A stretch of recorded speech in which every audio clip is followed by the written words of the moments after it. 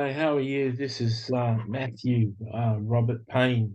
You may not have uh, heard of me before. Um, I'm hoping some of you haven't. I'm just writing down the title of this video. I'm hoping a lot of you haven't seen me before, and you've tuned in to watch this. I'll be with you in a sec.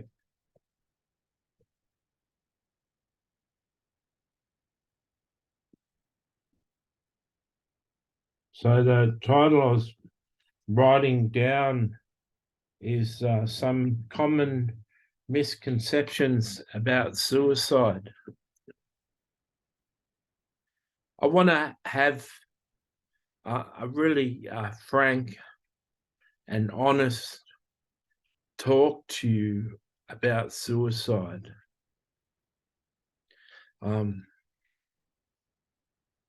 One thing I've found in being suicidal for 35 years and living with a constant desire not to be here. One major thing I've found is that nearly everyone that talks about suicide doesn't know anything. And nearly every news report about suicide is garbage.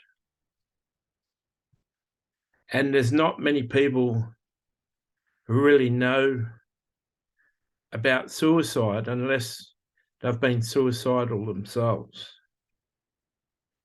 There's a lot of error around the subject of suicide.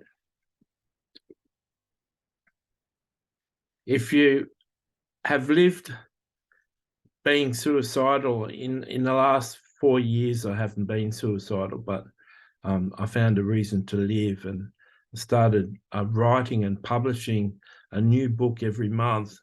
And you can look up my books on Matthew Robert Payne on Amazon. Or you can have a look at over 40 of my books on a website down below, and you can read them for free. But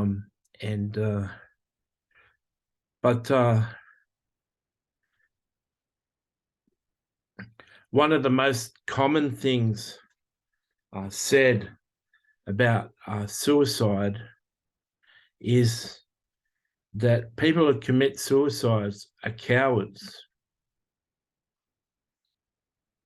And I've heard that so many times. And because I've had my ears open for 35 years around the subject of suicide, I've heard a lot of garbage spoken. And people who say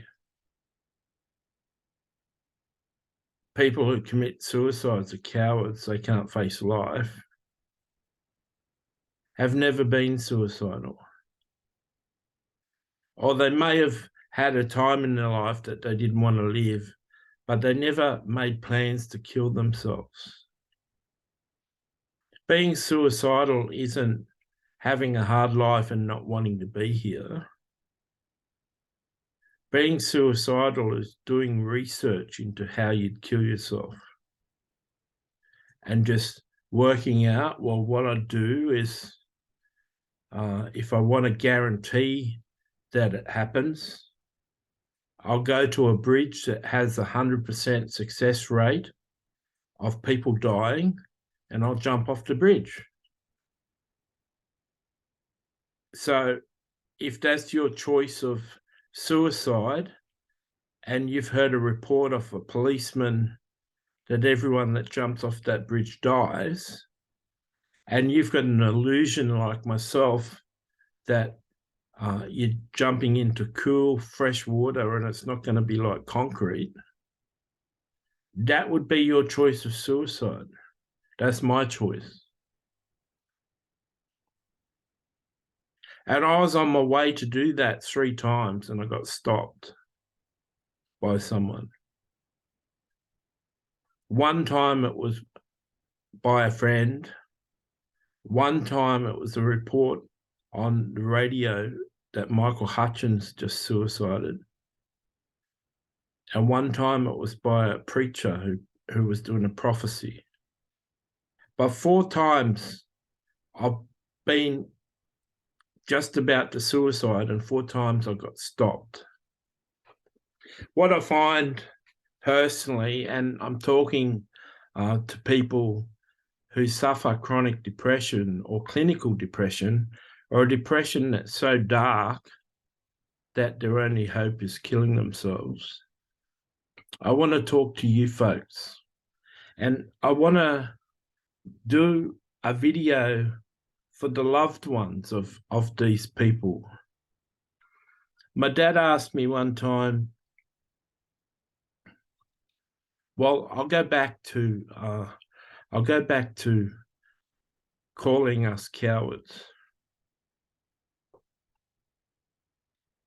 Most people who say that have never had chronic depression. And so that's a common phrase that you just spit out. You've heard people say it, so you just say it. They're cowards. But no one who puts a gun to the head is a coward. You know, you see on TV them playing Russian roulette of putting one bullet in a chamber of 6 chambers in one of those revolvers.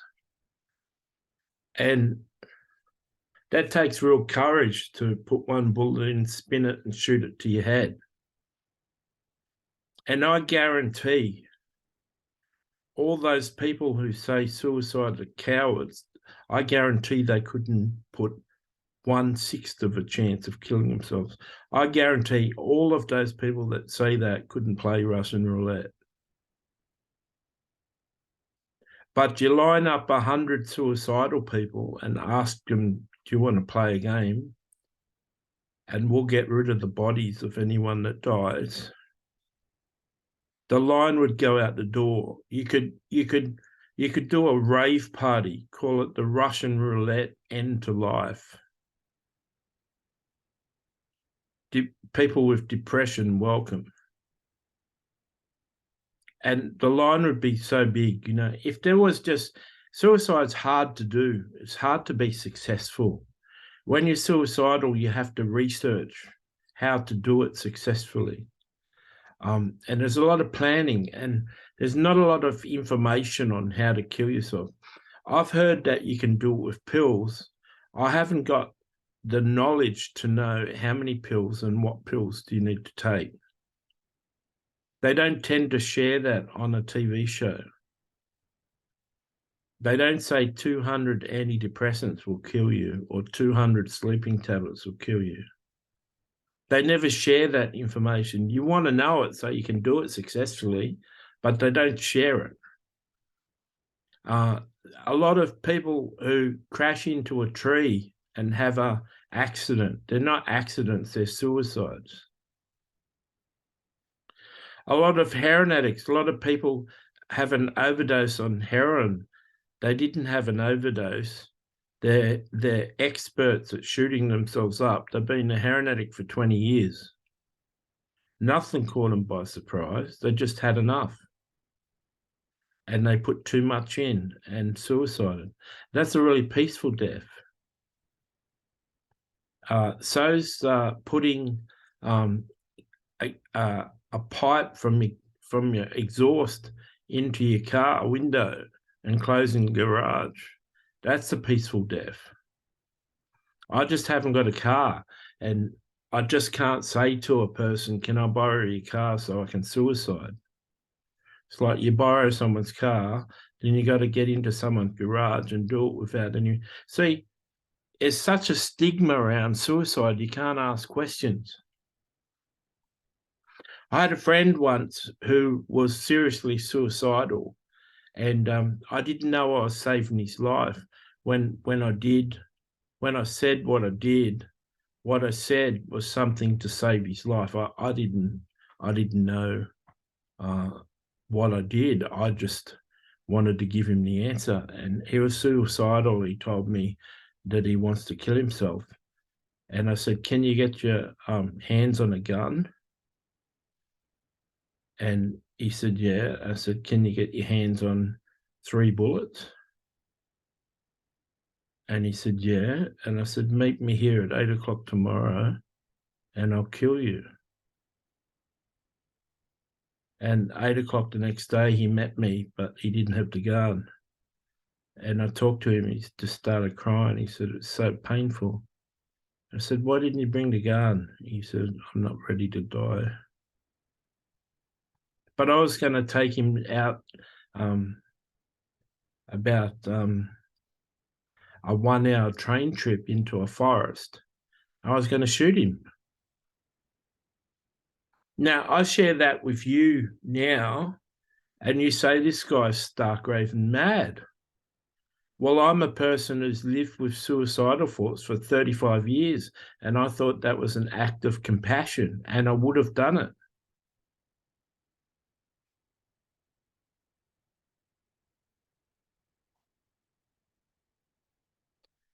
People who suicide are the gutsiest people in the world.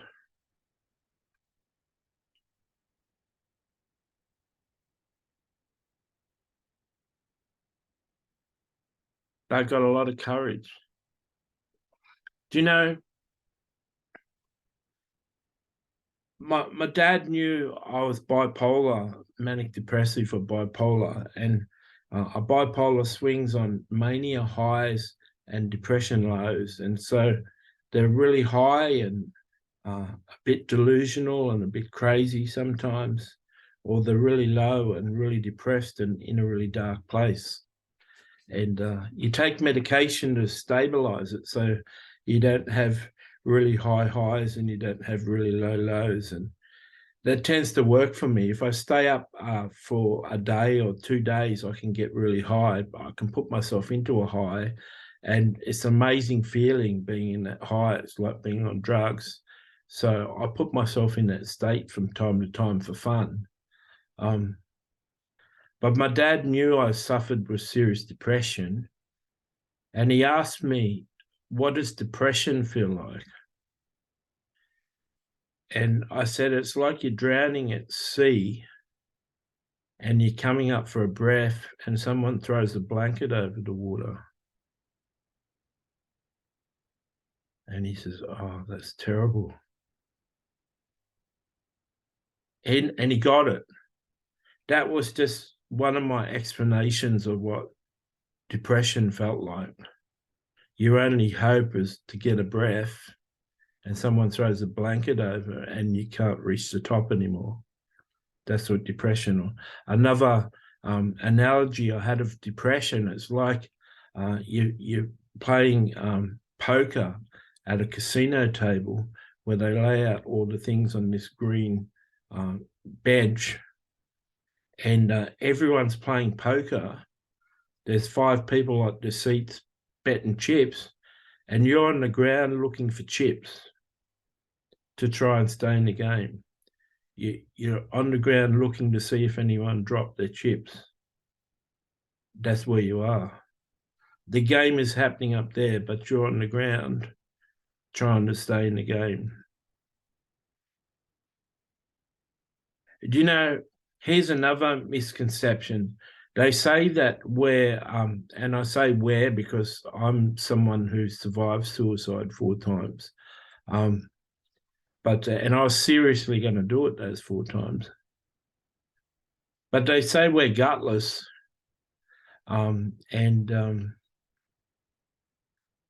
We're just trying to live. We're just trying to stay afloat. We're trying to find a reason to live.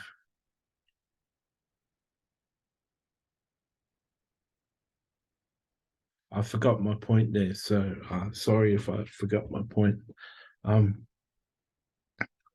There's a major misconception that says if you suicide, you'll go to hell. And I know people would say this is dangerous for me to share, but I believed it. And my mum said, what I believe is not right. She said one time, there's something you believe in that's not right, but it's keeping you alive. So I'm not going to share the truth with you. And it was the fact that I believed if I suicided, I'd go to hell. And mum knew the truth of that, but she knew if I knew I'd go to heaven if I suicided, well, I definitely would. And people have no understanding of God. They base that idea on the fact that you've committed a sin, but you haven't been able to repent or say sorry for the sin. So because you've died and you haven't had a chance to repent of the sin, then it's an unconfessed sin, so you go to hell. And yet people lie and gossip and cheat and do all sorts of bad things and have all sorts of bad thoughts every day. And I'm not sure that everyone makes a mental note of every sin they do. And at night, they've got a shopping list of 20 things that they confess to Jesus that they did wrong to get forgiveness. I sin so often I can't forget. I can't remember what I did. So I wouldn't be able to imagine the life I'd have to live to make sure everything I've ever done wrong, I've said sorry for and I've confessed. The idea that you've got to go through a checklist and say sorry for everything you did every night before you go to bed or you'll go to hell is just religious garbage. Let's talk about someone. Let's get real here for a sec, because I like to get real. I had a serious problem with pornography, and I pretty much solved it now. Hardly ever the urge comes on me, but I had an addiction for 35 years to pornography, and I thought that if I died as a porn addict, I'd go to hell. And there's verses in the Bible that essentially said if you're a sexually immoral person, you will. And that's what masturbating to porn is sexual immorality, or it's fornication. And so I really believed as a porn addict, I've got to fix it, or if I die, I'll go to hell. What a way to live. You're not only addicted to something, you've not only got so much trauma in your life that you've got to look at pretty women and masturbate to feel good, but you're living with the fact if you don't fix it, and you just can't fix it because you've got no solution and no counsellor you've ever been to has fixed it, and no chucking out demons out of your life has ever fixed it. So you're living with this fear that if you don't stop it, you're going to go to hell. And the worst thing a Christian can think of is going to hell. So let's say that you're one of these porn addicts that every time you have a sperm buildup and you get the urge for sex, you put on a pornography video and you pick one that you like and you masturbate. Well, let's just say, and getting real here, let's just say a person who does that every second day, this time his wife's out working at a hospital and she's a nurse, and so she's not going to be home, so he opens his laptop just before he goes to bed and he watches some porn and he masturbates. And it's a fallacy that you get married and you won't be addicted to porn. If you're addicted to porn before you're married, there's a good chance you'll be addicted to porn when you're married. Anyway, a lot of men have porn addictions and they're married. So let's say his wife's doing a shift at the hospital. He opens his computer, he finds a nice porn to his speciality. He watches it, he masturbates, and he goes to sleep without saying sorry to God. he rolls over, and a lot of men have sex, and it is like a release, but it helps them sleep. And he rolls over and goes to sleep. Let's just say in the middle of the night, he has a heart attack and he dies.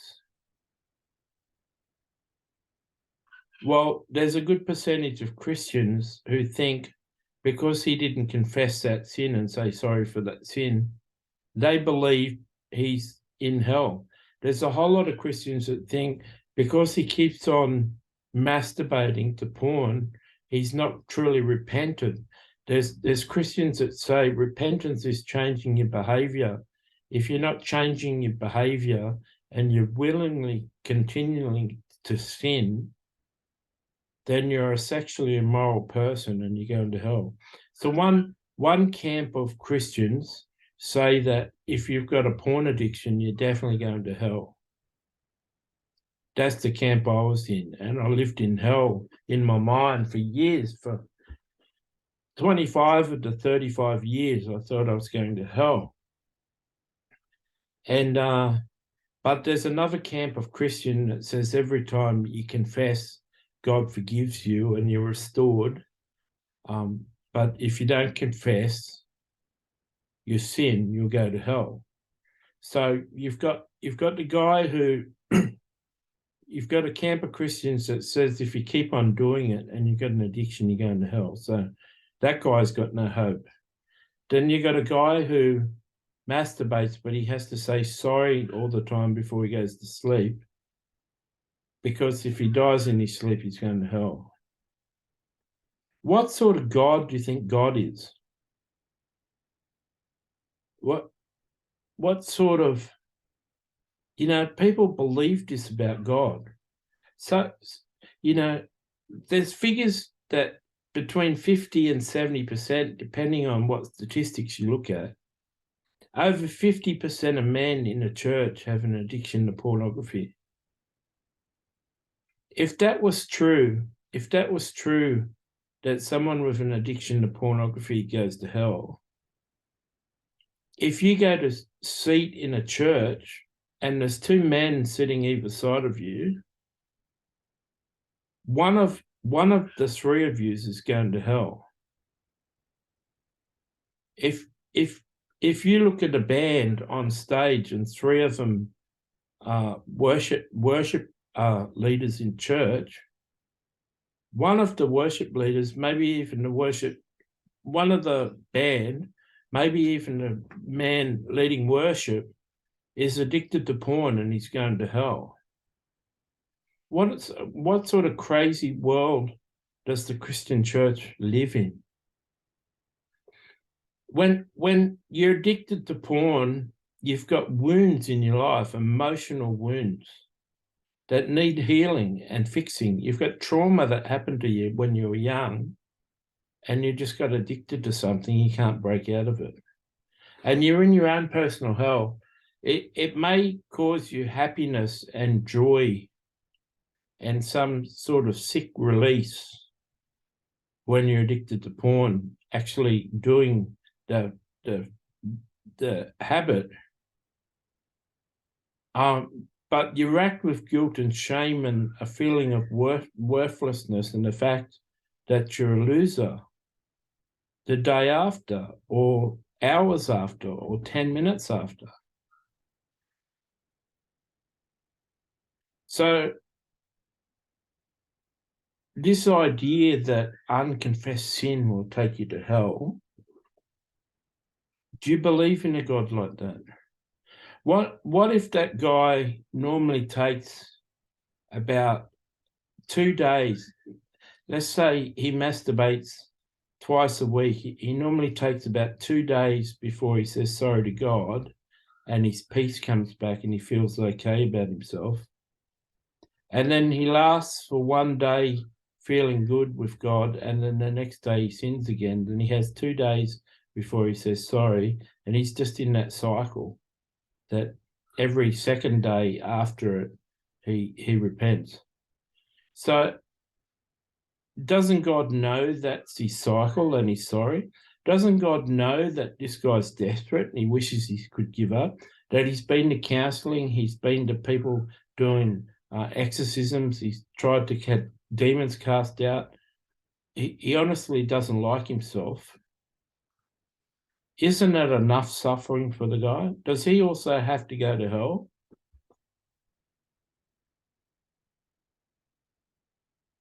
So what if you're what if that guy dies of a heart attack? Is he going to hell? What about you, women, listening to this? This may be a little frank for you to listen to, but what about you, women, who just this afternoon you're gossiping about another friend at work? Oh, you should have seen Judy this morning. She came in and she was talking to the boss, and she said this, what a crawler. You know, she's really, she does anything to suck up. It was actually Jan that did the work, but she claimed responsibility for it, and she said she did it. What sort of jerk is that? That's called gossip. That's a sin. And most women do that without repenting. And if the same rules apply, you're going to hell too. So there's a misconception about suicide that they're losers, that they're gutless, that they're cowards. And it takes a lot of courage to drive a car into a tree. It takes a lot of courage to go into a room and throw a rope over the roof and hang yourself. It takes some courage to drive your car into your garage when your wife is out and no kids are around and gas yourself. It actually takes courage to kill yourself. And that's a lie. There's another lie that if you cut your vein that way, then you're going to bleed out and you'll die. There's another lie that says people cut themselves with suicide intent, just trying to get attention.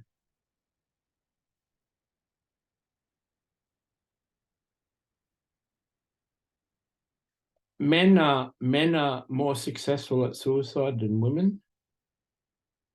And the reason why men are more successful is they choose more violent ways of killing themselves. Now, I've heard testimonies, I've heard stories of people putting guns to their head and the gun won't fire. There's bullets in it. They pull the trigger and no bullet comes out. These are people God doesn't want dead. And they try to kill themselves and they can't. They put the Apostle John out of the Bible, who wrote the book of Revelation. They put him in a vat of boiling oil and he didn't burn. They tried to kill him, like boiling oil. You get one spot of oil on your skin and your whole arm, your whole hand burns, and it's torture.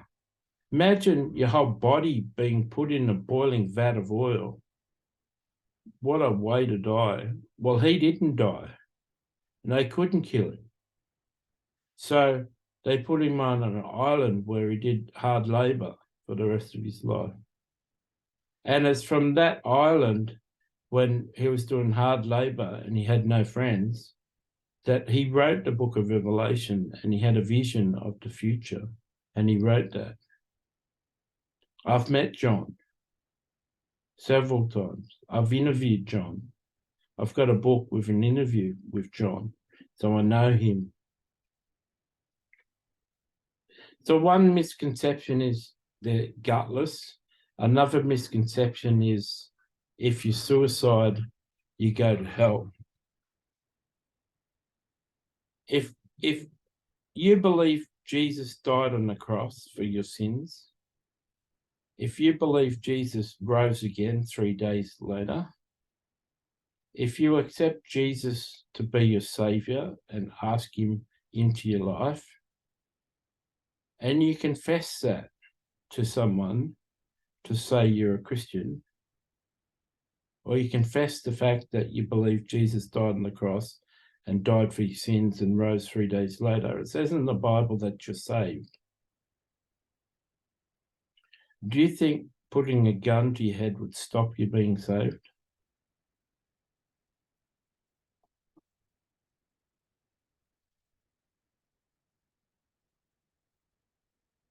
There's all sorts of garbage about suicide. Heroin, it would be hard. It would be hard to. I hate needles, so I couldn't take a heroin overdose. But a lot of overdoses are just suicides, because I'm not sure if you know. A lot of people don't know a lot of things about things, but if you've got a heroin addiction where you need a heroin shot once or twice a day, if you go a day without taking a shot, you've got like a really bad flu. And then if you go 2 days, you're in pain all through your body. By the second and third day, you're in agony. And the only thing that can get you out of pain is more heroin. And not even morphine can solve that.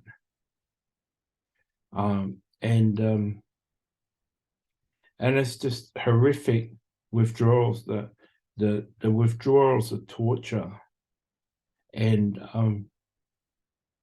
you can do like a government-sponsored created synthetic heroin called methadone, and a lot of heroin addicts come off the habit of heroin, where it's costing them a lot of money, and go on methadone and can buy it cheaply and be a heroin addict, but synthetic heroin for the rest of their life.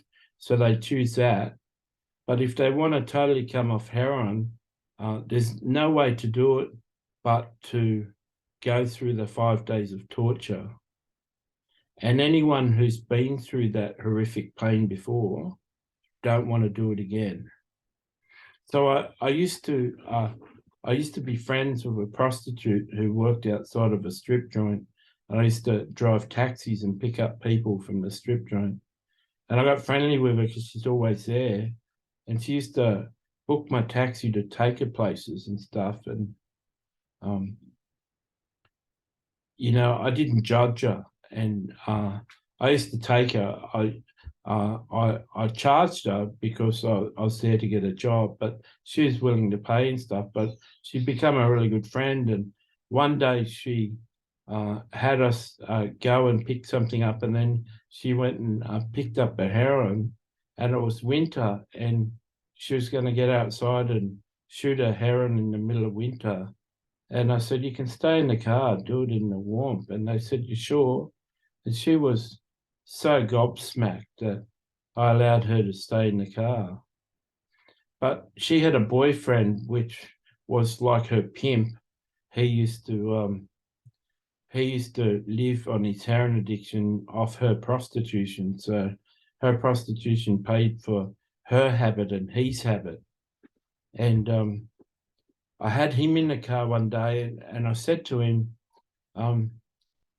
why do you stay addicted to heroin? Why do you stay?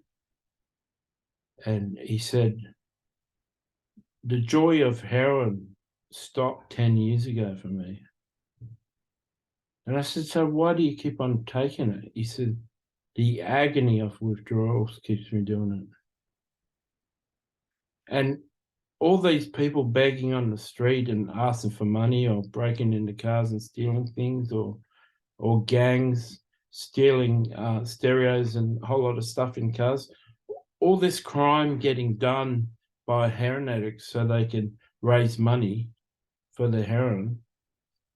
They're only doing it and trying and begging and doing things like that to stop 5 days worth of torture in their life. So he's been working like a machine and working his wife, working his girlfriend like a machine for 10 years to stop 5 days worth of pain. So my brother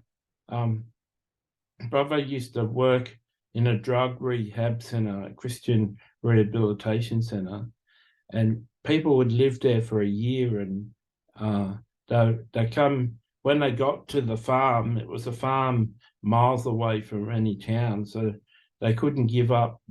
They couldn't give up trying to get off it because it'd take them half a day to walk into the closest town, and so they used to stay there, and they rehabilitated the guys to heal up all their emotions and their pain, so that when they set them free, they won't go back to the heroin.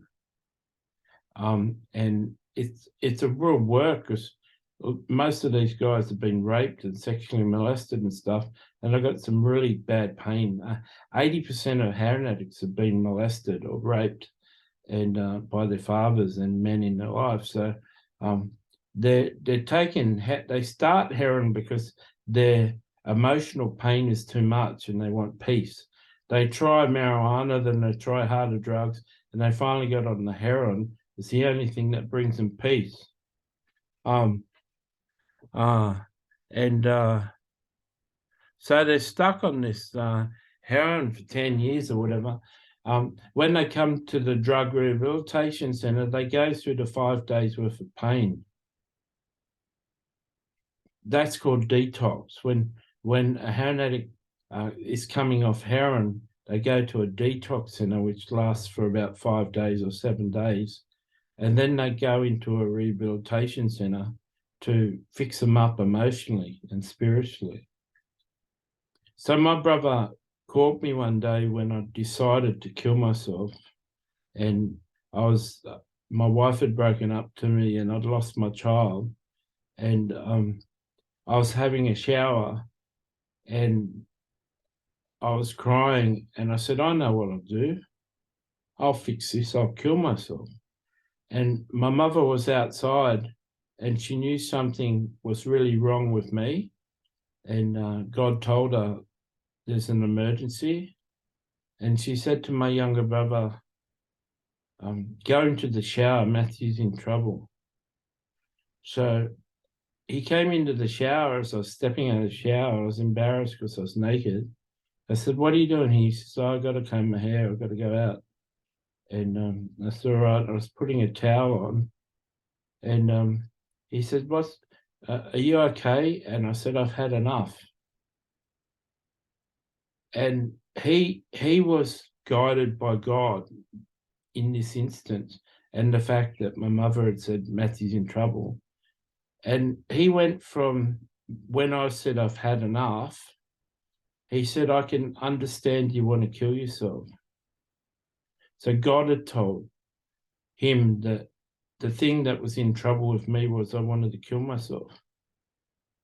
And he said to me, I can understand you not wanting to live. You've lost your wife. You've lost access to your kid. Your brothers and sisters have always picked on you and not understood. You got an angry dad. You've been molested when you're young. You've had a hard life. I can understand you want to give up and have enough. And he said, don't worry. People can't understand suicide, but I can understand. Then he started to cry. He said, but I'm going to miss you. And he said, I have guys at the farm. And he was crying. And he said, we let them go after a year and we think they're all right. And a week later, we get news that they've overdosed. And I know they didn't overdose. I know they suicided. So they went back and they weren't strong enough.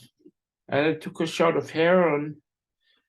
And I've realized that now they're going to be addicted again. And they don't want to go through the 5 days of pain again coming off it. So they order a lot more next time.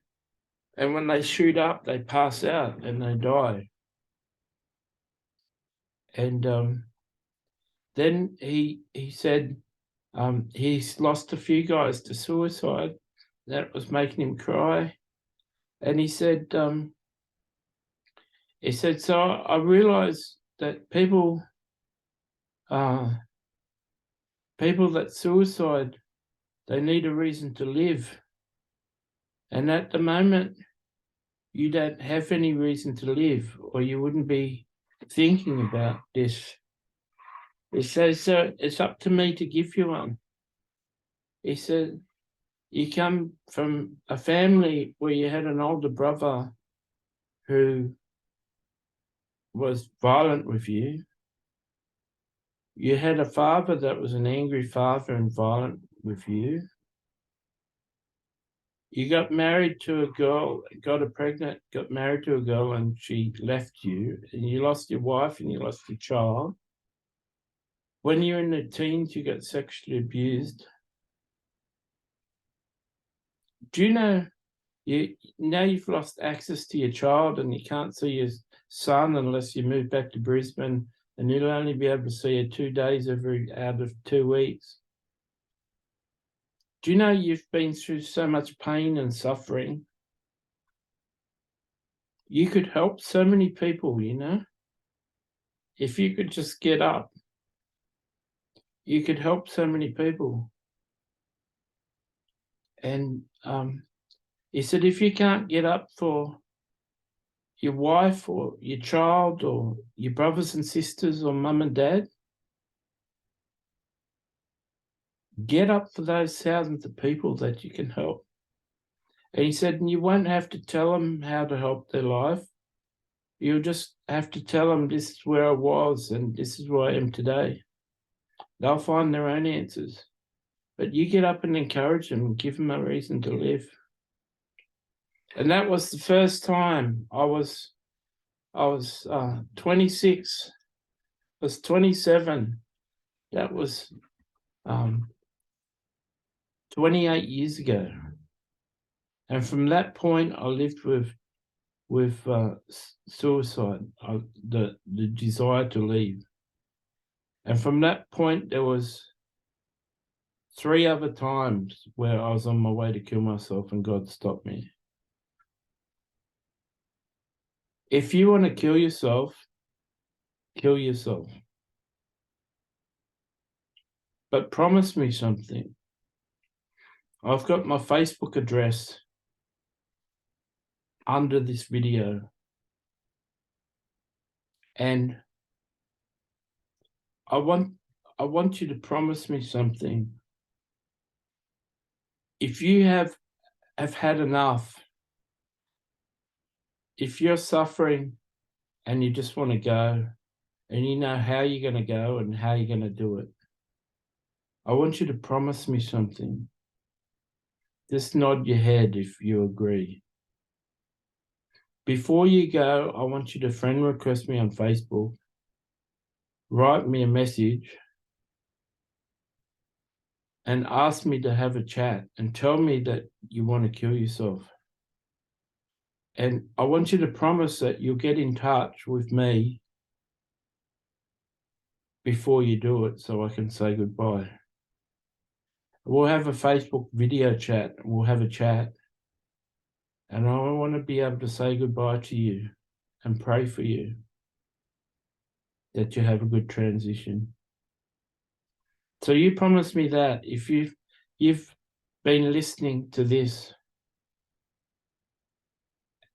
and you know what depression's like, and you understand that you've had enough, if you reach a stage, remember this video, the link to my Facebook will always be there. If you can't join Facebook, there's a link to my website under this video. If you go on the website, you can find my cell number, my mobile phone number. You can ring that number and talk to me. But promise me this, before you hang up the video, just nod your head and promise me. I promise. If I'm going to do it, I'll say goodbye. And I'll be happy. I'll be happy to talk to you. I'll be happy to pray for you. I'll be happy to reassure you and then I'll say goodbye.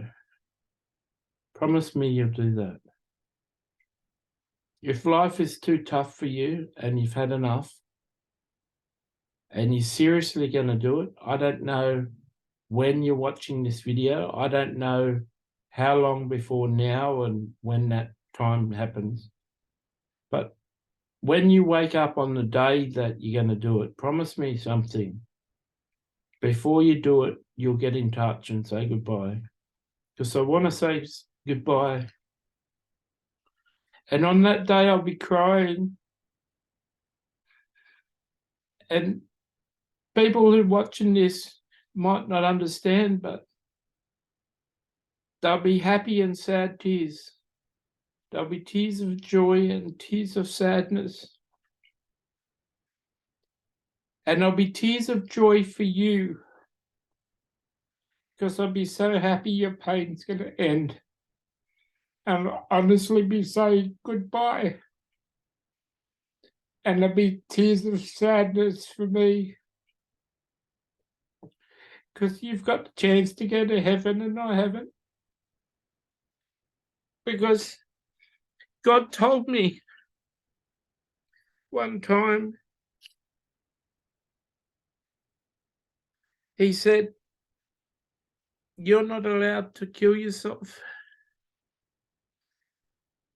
And I said, I can kill myself anytime I like. And he heard my thought. He said, if you go down to the Sydney Harbour Bridge, I'll have someone knock you out. And if you somehow get someone's car and put it in a garage, I'll have someone disturb you. I know this is what he said. I remember what he said. If you jump off Sydney Harbour Bridge, you'll live. I'll arrange that you live and you'll be in a wheelchair for the rest of your life. And if you want to preach, you'll be preaching from a wheelchair. And that was my desired one, going into the water. So I thought of gassing myself. So he said, if you gas yourself, I'll revive you, but you'll be violently ill. You'll always be ill and vomiting for the rest of your life. And I hate sickness, any form of pain. And then I thought to myself, I'll shoot myself. And I'll get a gun. Pay someone in crime to get me a gun. And he said, and if you shoot yourself, you'll have migraines for the rest of your life. I'll raise you from the dead and you'll have migraines for the rest of your life. And I can't endure a headache. I've got the ability to lay hands on myself and stop a headache, because I've often had headaches and I didn't have painkillers. And it's been late at night or I haven't had the money to buy painkillers. And so sometimes I'll get sick if I have too bad of a headache. So I've just learned to lay hands and have faith in myself to get rid of the pain. So the idea of having migraines from that's torture. Well, Jesus, that's why I cry, because no matter how I choose to kill myself, I'm going to keep on living, and then I'm going to be in pain. I'll be a cripple if I jump off a bridge. I'll have migraines if I shoot myself. And if I gas myself, I'll be vomiting. And all of them is just torture for me. It'd be a really, really sad life. So he threatened me that with about 8 years ago. And I lived with my pain for another 3 years. And about 5 years ago, my desire to kill myself left. So that would be the reason, if you ring me, that I'd be crying, because I'm not allowed to die. I can't. I've been threatened. And I'll be really sad that I can't go and you're going, and I'll be really happy for you. But I got a feeling if you've watched this message, you can cope for another day. I understand depression. It's just so dark, you just can't. It's so dark, you just can't. You just don't want to get out of bed. You don't want to eat. You don't want to shower. You don't want to talk to people. You don't want to mix with people. There's nothing you can do to make yourself feel good. I understand. I've lived with it. I know it. And for all you people who are loved ones of people who suffer with depression, send them this video. If you know, it's a pretty messed up having a guy say, "Kill yourself and ring me if you're gonna." That's a pretty risky move to send them this video. But believe me, there's something magic in this video. And you may save your suicidal friend by sending him this. Just like my brother saved me when he gave me a reason to live. Of course, if you're suicidal and you need someone to talk to because people just can't understand depression, if you make me a Facebook friend, I can ring you on Facebook phone. I do all my contact on Facebook. I hardly ever use my mobile phone. If you need someone to talk to, if you need a friend, you need someone to understand. One of the hardest things with depression is relating to people because no one can understand it, and you feel so lonely. And if you feel lonely and you haven't got friends and you really wish you weren't here and you need someone to talk to, you contact me on Facebook and we'll have a chat. And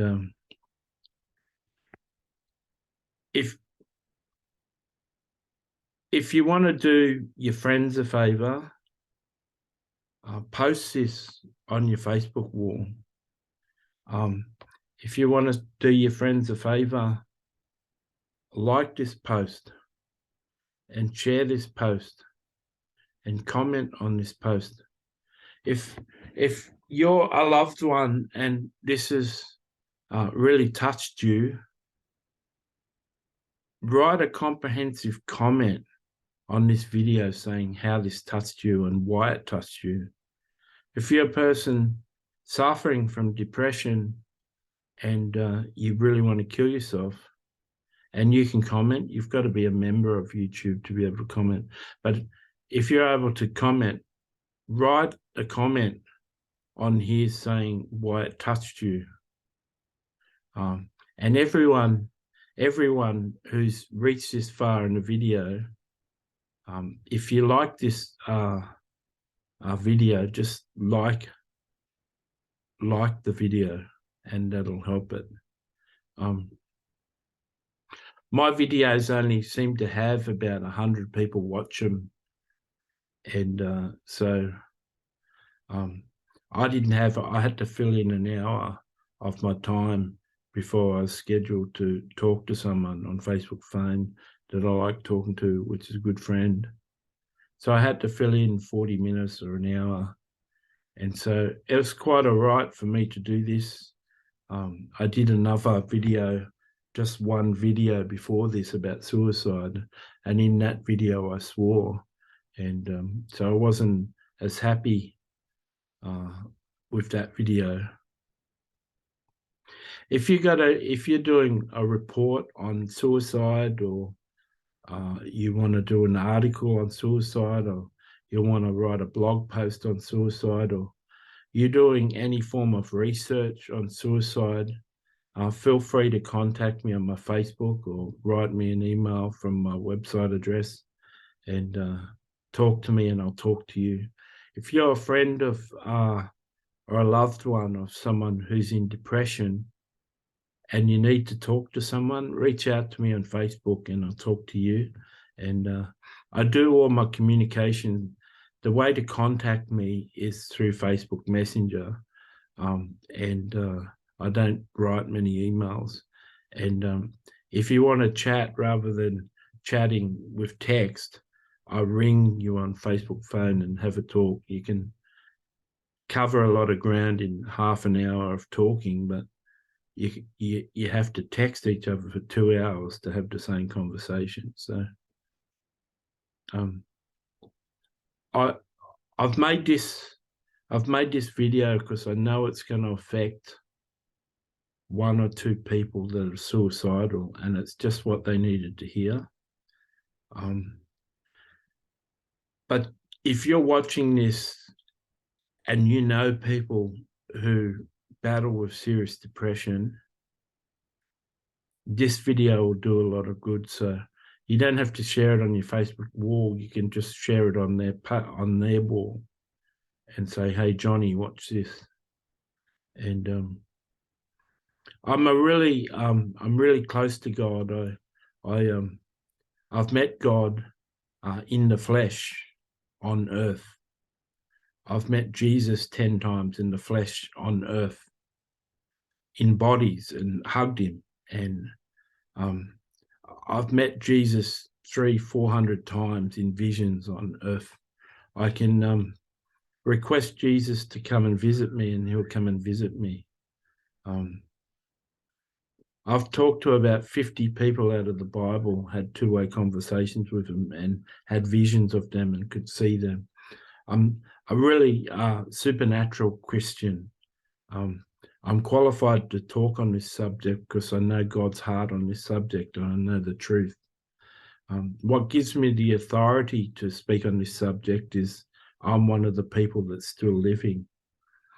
And I've never met another person who's been threatened by God that they'll be raised from the dead, but he had to do that because I was getting in such a sad state that put a full stop on my plans to kill myself. In the last 7 years, I've written about 80 books and I've self-published the books. And if you want to learn anything about the Christian faith, go and search Matthew Robert Payne on Amazon and download to your heart's content. I've got 4 books where I interview Michael Jackson, and I've got 2 books where I interview Princess Diana, and I've got 4 books where I interview the famous biblical character Mary Magdalene. So for people who aren't Christians or aren't religious, those books are like the attractive books that you'd like to read. I've got a book called Visiting Musicians in Heaven, and that's got John Lennon in it and the lead singer out of Queen. I forget his name. So the gay singer out of Queen that died of AIDS, he's in the book, and Michael Jackson's in the book, and John Lennon's in the book, and Whitney Houston's in the book. So if you want to hear from those 4 musicians, there's a book called Visiting Musicians in Heaven. If you can't afford my books, some of those books are available on a free website where 40 or 50 of my books are free, and that's in the link in the description. You can go to that website and you can read them on your phone or on your computer, or you can download the Microsoft Word document and read it at your own leisure offline. I've got a website where I do personal prophecies for Christians and angel messages for Christians. And so I encourage any Christian. I don't do psychic readings or things often for non-Christians because most of my language is for Christians. But if you want a personal prophecy or a message off your angel, you can go to my website and request one of them. It costs money.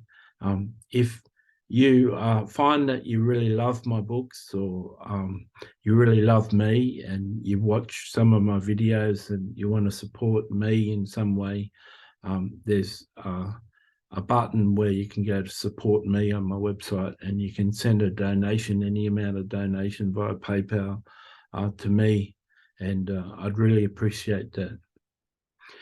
Honestly, my friend, I'm waiting for my friend to contact me on Facebook, so I'll know when I have to go when I hear the bing. But honestly, for any reason at all, if something in this has made you want to talk to me, friend request me on Facebook and send me a message and tell me why you watch this video and why you want to talk. And most times I'm here, and unless if you message me right now, I was doing this video, I'd look at the message, and I'm almost finished this message, so I'd quit doing the video and I'd see you. But most times when you message me, I can pretty well talk to people. Otherwise, I might say I can talk to you in 2 hours or whatever. So reach out to me, and especially for those loved ones that you're afraid that they're going to kill themselves. It seems counter-cultural. It seems the opposite thing you should do, to send your suicidal friend a video where the guy says, if you want to kill yourself, kill yourself. That seems like the worst thing you can do, but it's the best thing that you can do for them. I promise you, I've delivered a lot of messages in my time, and I know when God's speaking through me, and I'm really proud of this message, and I think it'll give you a lot of hope. So any one of you who are listening to this, feel free to comment, or feel free to get in touch with me for any reason. If you're not on Facebook, I'm probably repeating myself, but if you're not on Facebook and you can't join Facebook, look up the times of your time zone in Sydney, Australia, and ring me between 8 a.m. and 12 p.m. Try not to ring me at 1 o'clock or 4 o'clock in Australian time, because there's a good chance I'll be asleep. But honestly, if anyone of you listening to this are in a bad state and God sort of miraculously led you to this video and you're at a state when you want to kill yourself, don't worry about waking me up. Just ring my mobile phone number and wake me up. At night time, when I'm going to go to sleep, I turn my Facebook off so it'll show that I'm not online. Whenever you see my Facebook on that I'm online, I'll be able to hear the message come through on Facebook Messenger. So you need to be a friend of mine for me to actually hear the message. Otherwise, it goes into another folder in Facebook, and I have to check them once in a while. I hope this has helped you.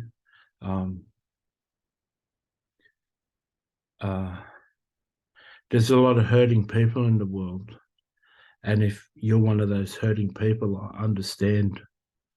I think I said it's been 28 years since that time, and it's only been 5 years that I haven't been suicidal. So for 23 years, I was in a state where if I woke up dead, I'd be happy. Like, so many people live with not wanting to live, and they just pray for God every night to take them home, and God doesn't seem to do it for us, you know. If there were only a way to die in your sleep, or die of a heart attack, or die in a car accident, or die some way without you doing it on purpose, you sort of wish that for yourself. And you know, for years people would die and I'd cry, and I wasn't crying because I missed them, because as soon as someone dies, I can talk to them in heaven. And so I've got a few friends that have died that I talk to in heaven. So that's no worries for me. Why I used to cry when friends from church died was because I wish I was dead. And I was crying because it was painful for me that I'm still living. And so I can talk on depression. Thank God for a few years I haven't suffered depression.